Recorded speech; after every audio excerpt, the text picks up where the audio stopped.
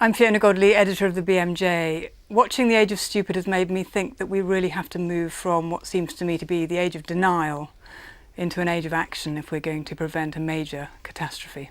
So do watch the film. Hello, I'm Franny Armstrong, the director of The Age of Stupid, which I hope you're about to watch, if you've got the right DVD in your player.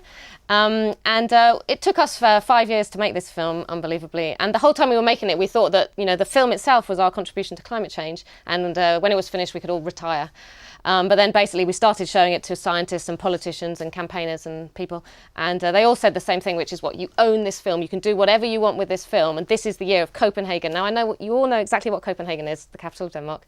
But also December 2009, the world's leaders are going to come together in Copenhagen and make the new climate treaty to replace the Kyoto Treaty and basically decide all of our futures.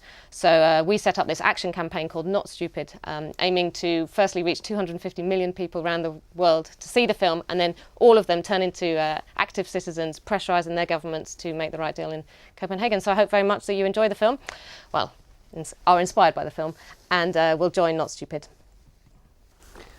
My name's Hugh Montgomery. I'm a professor of intensive care medicine in London. And the message for today is that climate change is an immediate and grave threat.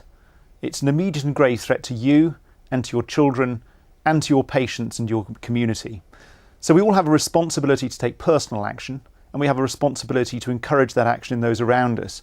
And I think the Age of Stupid is one tool available to us to engage those around us, and I'd strongly urge you to use that tool and use it effectively. I'm David Colin-Thomé, retired GP, National Director for Primary Care.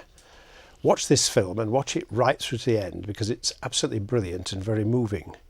Medicine is about both science as well as humanity. We've got a lot of science and maybe we don't quite believe it. Now we've got the superb film about humanity. I hope this makes you do something, get into action. We as clinicians have great leadership position to influence what happens around us, and we have a responsibility not only to our individual patients but to the population of patients too. This is a catastrophe heading for them. It'll hit the poor disproportionately, even in the short term. So please watch this film and then do something. I'm Angela Raffle. I'm delighted that you're about to watch this film.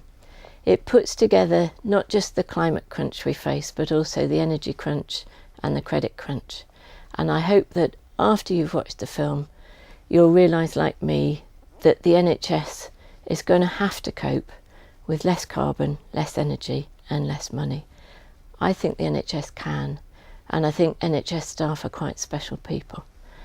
And I think if we sit down now and look at our own health centre, our own team, our own institution, and start to map out what's the carbon footprint, what's the oil vulnerability, how will we manage in oil shortages and energy shortages, how will we manage with less money, how will our services continue to deliver in times of extreme weather events.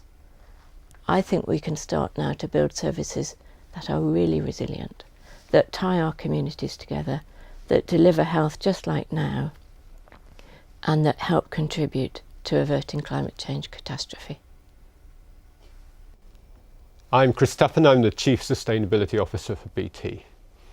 I've been working on climate change issues for 20 years now. I used to talk about the legacy we were leaving our grandchildren. What this film so clearly shows to us is that it's not about distant future, it's about here, it's about today, what we can all do. In BT, we've reduced our carbon footprint by 58% in the UK since 1997. I'm sure that the NHS could do just as much. I'd be delighted if you, the NHS, could even do better and overtake BT. This is about what we do for our grandchildren, for our children, and for us to help create a low carbon world for us all to live in.